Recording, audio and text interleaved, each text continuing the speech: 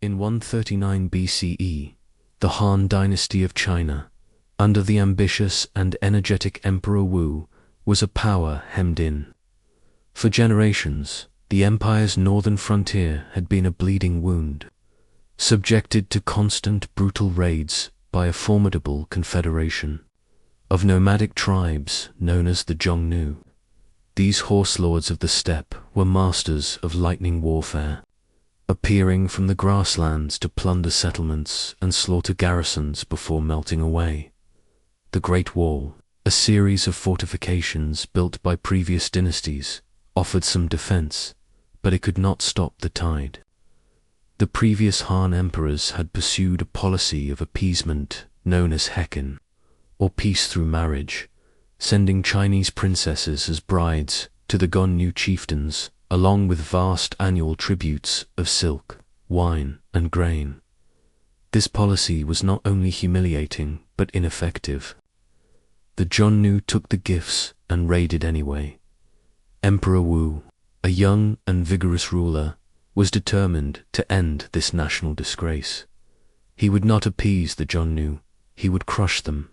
But to do so, he needed allies. His court historians told him a story from decades earlier, before the Xiongnu had become the dominant power on the steppe.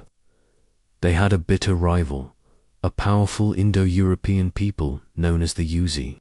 The Xiongnu, under their fearsome leader Modu Chanyu, had inflicted a catastrophic defeat upon the Yuezhi, killing their king and, in a gruesome act of ultimate victory, fashioning his skull into a drinking cup. The main body of the Yuezhi had been forced to flee their ancestral lands in the Gansu corridor, migrating thousands of miles west into the unknown lands of Central Asia. Here, Emperor Wu saw an opportunity. He reasoned that the Yuezhi must harbor a deep and abiding hatred for the Xiongnu. If he could find them, he could propose a military alliance. A coordinated attack from both east and west could finally shatter the Xiongnu Empire. It was a brilliant strategic gambit, but it depended on one seemingly impossible task: sending a mission across thousands of miles of uncharted territory, straight through the heart of the enemy's homeland, to find a displaced nation whose exact location was unknown. The emperor needed an envoy of extraordinary courage, resourcefulness, and unwavering loyalty. He found his man not in a high-ranking general, but in a minor palace official named Zhang Qian.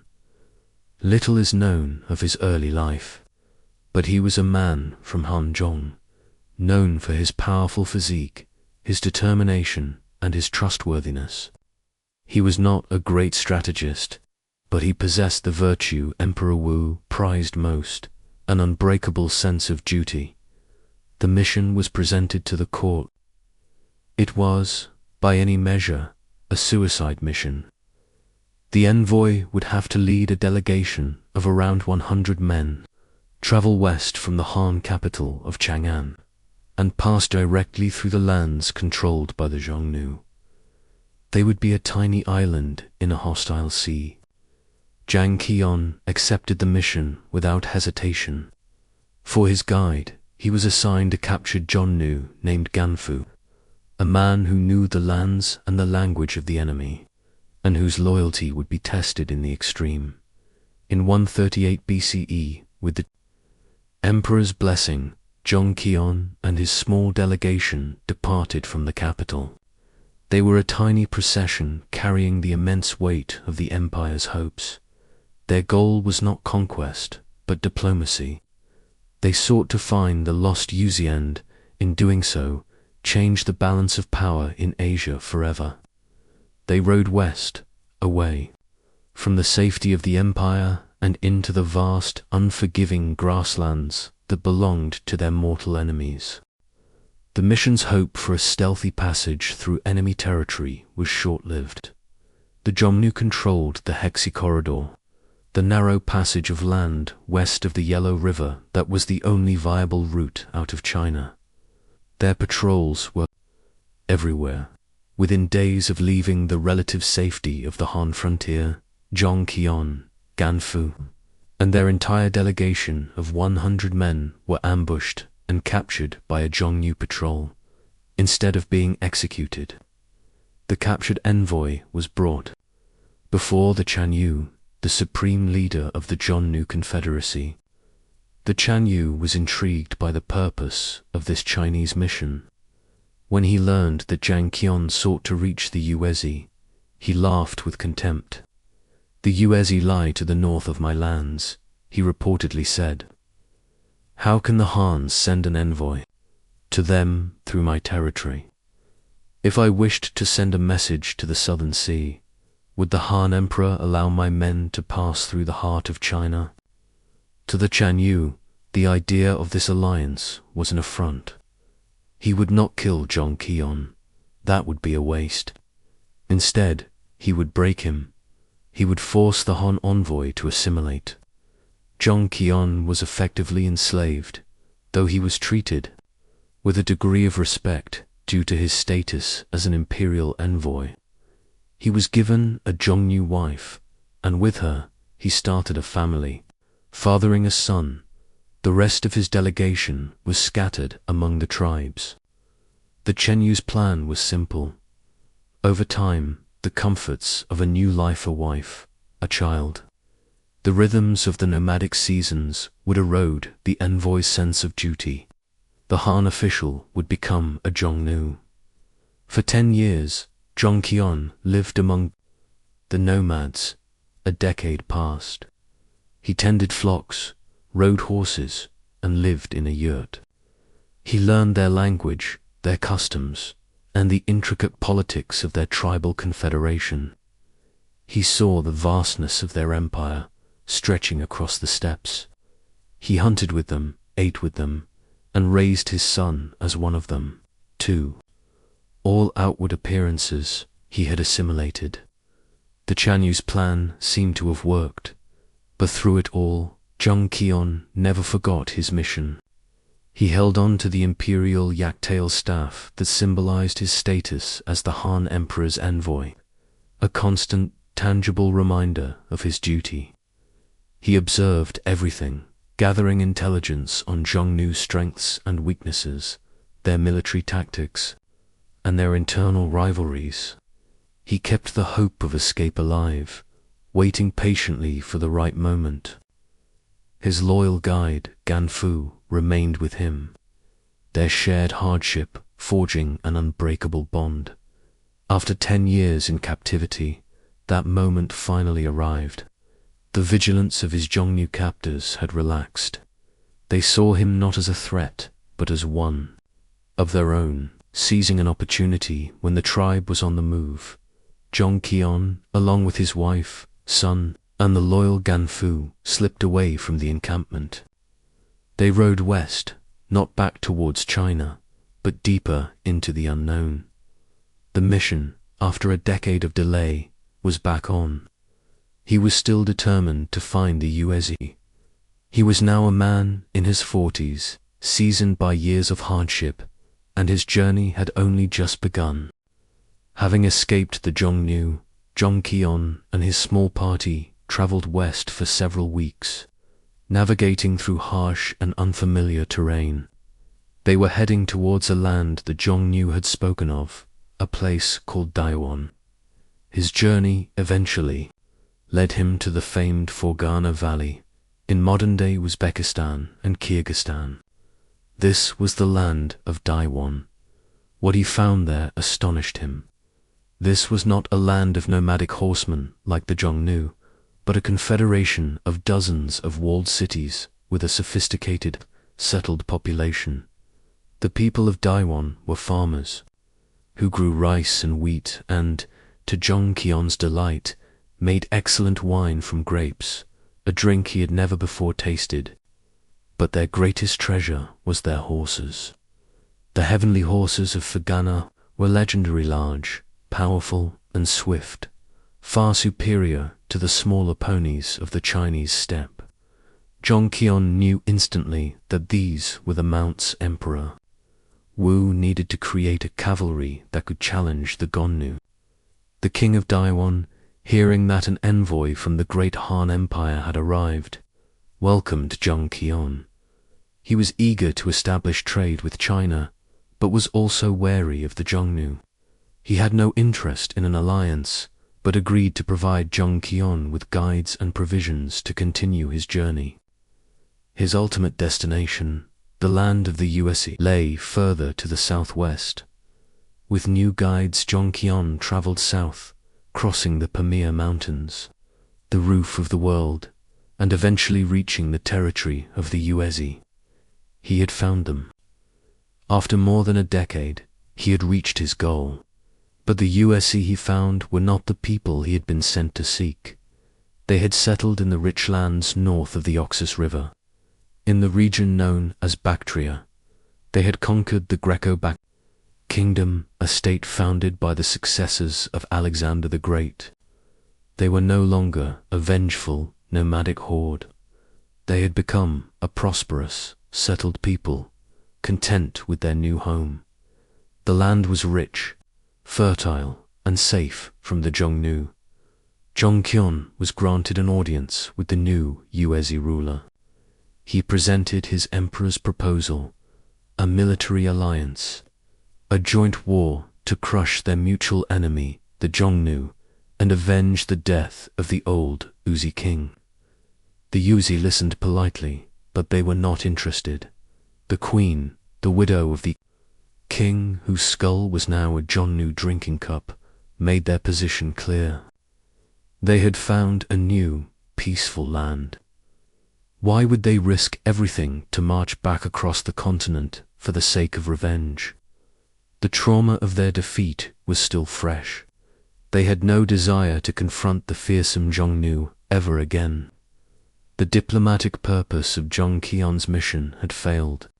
Disappointed but undeterred, Zhang Qian did not immediately return home. He spent a full year among the Yuezhi and in Bactria, fulfilling the second part of his mission, gathering information. What he saw opened his eyes to a world far larger and more complex than the Chinese had ever imagined. In the markets of Bactria, he saw goods he did not recognize. Most shockingly, he saw bamboo canes and cloth that he recognized as products from the Shu province in southwest China. He asked how they had come to be here, so far from home.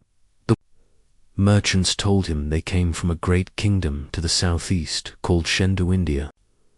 They explained that there was a trade route from India into Bactria. This was a revelation. It meant there was another path to the west, one that might bypass the hostile Xiongnu entirely. He documented everything, the customs of the people, the products they traded, their political structures, and the geography of the land. He learned of other great kingdoms, even further west, like Anxi, the Parthian Empire in Persia, and Legion, the Roman Empire. He was no longer just a diplomat on a failed mission. He had become one of history's great explorers, the first official link between the civilizations of the East and the West. After a year of discovery, he knew it was time to go home. He had a wealth of knowledge to deliver to his emperor, information that was far more valuable than the military alliance he had failed to secure. The return journey would prove to be just as perilous as the first leg. Zhang Qian, Ganfu, and his Xiongnu family decided to attempt a different route home, hoping to bypass the main Xiongnu forces. Their attempt failed. For a second time, they were captured by the Xiongnu this time. His captivity lasted for over a year, but the political situation within the Xiongnu Confederacy had become unstable. The old Chanyu had died, and a succession struggle had plunged the tribes into chaos. In the midst of this turmoil, Zhang Qian and Ganfu saw another opportunity. Once again, they escaped. Finally, in 125 BCE, after an astounding 13 years, Zhang Qian returned to China. Of the 100 men who had set out with him, Only he and the loyal Ganfu remained. He had spent over a decade in captivity, lost his entire delegation, and failed in his primary mission to secure an alliance. By the standards of his day, he was a failure. He expected to be disgraced, perhaps even executed, but Emperor Wu was a pragmatist. He was disappointed by the Yuezhi's refusal, but he was fascinated by the information Zhang Qian brought back. Zhang Qian delivered his detailed reports, painting a picture of the world to the west, of the heavenly horses of Daiwan, of the settled kingdoms of Bactria and Parthia, of the possible trade route via India, and of the internal weaknesses of the Xiongnu. This intelligence was a geopolitical goldmine. It transformed the Han court's understanding of the world. The emperor now saw a new path to victory over the Xiongnu, not just through a single alliance, but through a broader strategy of trade, diplomacy, and exploration. The knowledge of the heavenly horses in Fergana was particularly enticing. With such mounts, the Han cavalry could finally match the Xiongnu's mobility.